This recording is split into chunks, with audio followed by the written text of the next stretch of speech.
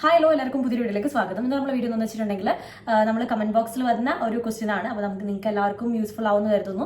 എന്താണെന്ന് വെച്ചിട്ടുണ്ടെങ്കിൽ നമുക്ക് ഈ തഴമ്പ് വരുന്ന ഒരു പ്രശ്നം വരും. നമ്മളൊരു കാര്യത്തിലേക്ക് അല്ലെങ്കിൽ ഒരു ഭാഗം കൂടുതലായിട്ട് ഫോക്കസ് ചെയ്ത് ചെയ്യുമ്പോൾ ആ ഒരു ഭാഗത്ത് ഒരു കുറച്ച് കട്ടി പോലെ ഒരു തഴമ്പ് പോലെ ആയിട്ട് മാറി വരുന്ന പ്രശ്നം നമ്മൾ കണ്ടിട്ടുണ്ട്. അത് നിങ്ങൾക്ക് വീട്ടിൽ നിന്ന് തന്നെ മാറ്റിയെടുക്കാൻ പറ്റിയ കുറച്ച് ഹോം റെമഡീസും അതുപോലെ തന്നെ ഇത് എന്തുകൊണ്ടാണ് വരുന്നത് എന്നുള്ളൊരു കാര്യം കൂടെ നിങ്ങൾക്ക് ഞാൻ ഷെയർ ചെയ്ത് തരാം. അതിന് മുന്നേ നമ്മുടെ ഈ ചാനലിലേക്ക് എല്ലാ പുതിയ മെമ്പേഴ്സിനും ഹാപ്പി ടു വെൽക്കം ഫാമിലി. ഞാൻ പറയുന്ന ഏതെങ്കിലും ഒരു കാര്യം നിങ്ങൾക്ക് യൂസ്ഫുൾ ആവണമെങ്കിൽ നമ്മുടെ ചാനലും സബ്സ്ക്രൈബ് ചെയ്ത് സപ്പോർട്ട് ചെയ്തേക്കാം.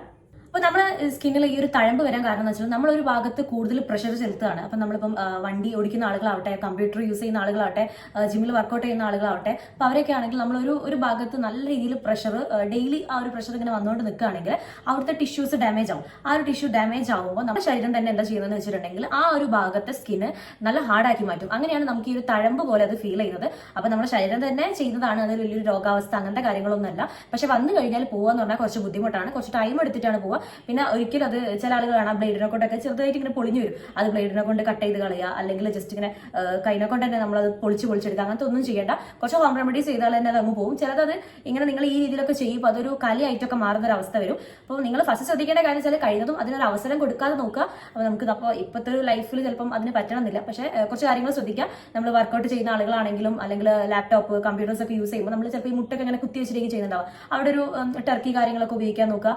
പിന്നെ നിങ്ങൾ വർക്കൗട്ട് ചെയ്യുമ്പോഴാണെങ്കിൽ നമുക്കൊരു ഗ്ലൗസ് ഒക്കെ പോലെ കിട്ടുമല്ലോ, അതൊക്കെ വാങ്ങിയിട്ട് ഉപയോഗിക്കാൻ നോക്കാം. അപ്പോൾ ഇങ്ങനത്തെ കാര്യങ്ങൾ വരാതിരിക്കാൻ വേണ്ടി ശ്രദ്ധിക്കാനുള്ളതാണ്.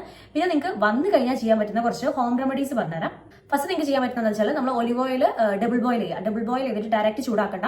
ഡബിൾ ബോയിൽ ചെയ്തിട്ട് നമുക്ക് എവിടെയാണോ ഈ ഒരു പ്രശ്നം വരുന്നത് വെച്ചാൽ അവിടെ നല്ല രീതിയിൽ അപ്ലൈ ചെയ്ത് കൊടുക്കുക. ജസ്റ്റ് ഒരു 15 മിനിറ്റ് അങ്ങനെ വെച്ചേക്കുക. അത് ഒരു രീതിയാണ്. പിന്നെ നിങ്ങൾക്ക് ചെയ്യാൻ പറ്റുന്നത് വെച്ചാൽ മോയ്സ്ചറൈസർ അപ്ലൈ ചെയ്യുക. ഭയങ്കര ഹാർഡായിട്ട് തോന്നുകയാണെങ്കിൽ കുറച്ച് മോയ്സ്ചറൈസർ അപ്ലൈ ചെയ്ത് കൊടുക്കുക. നമ്മൾ സ്കിന്നിൽ ഉപയോഗിക്കുന്ന മോയ്സ്ചറൈസർ തന്നെ അപ്ലൈ ചെയ്താൽ മതി. അതുപോലെ തന്നെ ബോഡി മോയ്സ്ചറൈസർ ഉണ്ടാവും, അതുണ്ടെങ്കിൽ അതും അപ്ലൈ ചെയ്യുക. അത് കുഴപ്പമൊന്നുമില്ല. നമ്മൾ ഈ കൈയിന്റെ ഭാഗത്ത്, അതുപോലെ തന്നെ ചില ആളുകൾക്ക് കൂടുതൽ ഈ ഒരു ഭാഗത്താണ് ഞാൻ കണ്ടിട്ടുള്ളത്, കൈയിന്റെ ഭാഗത്ത് മുട്ടിന്റെ ഇവിടെയൊക്കെ വരുന്നുണ്ട്. ഈ മുട്ടിന്റെ ഇവിടെയൊക്കെ വന്നാൽ ഭയങ്കര ബ്ലാക്ക് കളറായിട്ട് മാറും. അതിനുള്ള റെമഡി ഞാൻ നിങ്ങൾക്ക് വേറെ പറഞ്ഞുതരാം.